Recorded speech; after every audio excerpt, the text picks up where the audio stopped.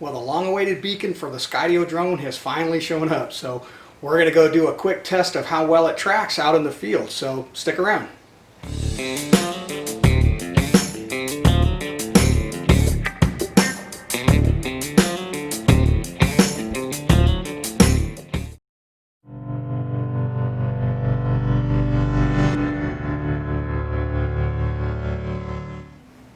Welcome to Rough Riders, I'm Jay Taylor.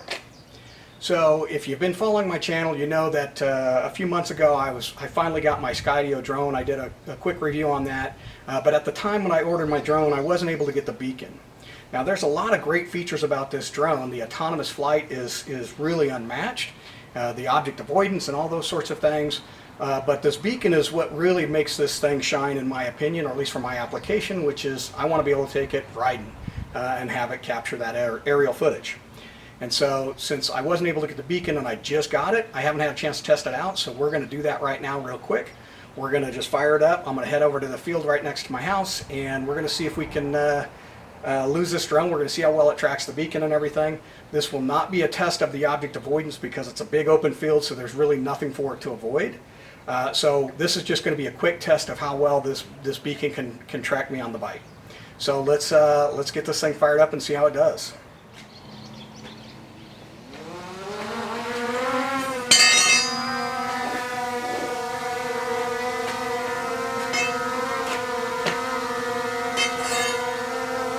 Here we go.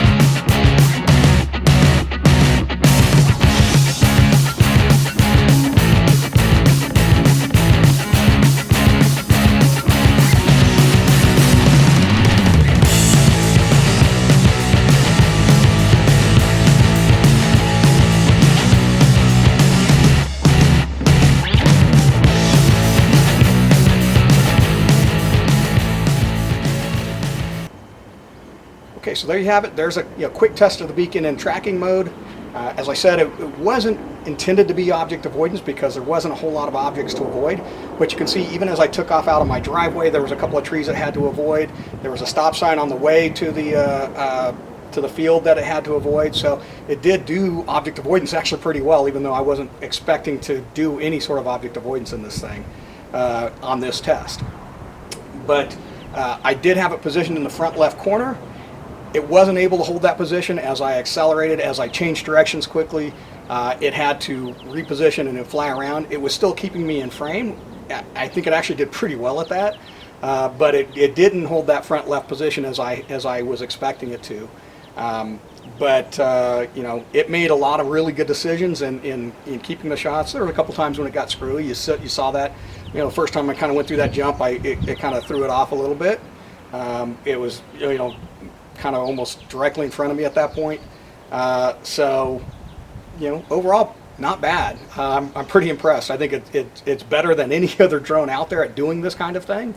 So, if you're in the market for an action drone, this right now is kind of the best in class drone for that. So, overall, pretty pleased. We'll be doing more videos. I'm gonna try and get this out onto the trail, where we can get some really good object avoidance going on and see how it does there. So stay tuned for that sort of stuff, and we'll give you more. So thanks for watching. If you like this video, please give it a thumbs up, consider subscribing, and we'll see you next time.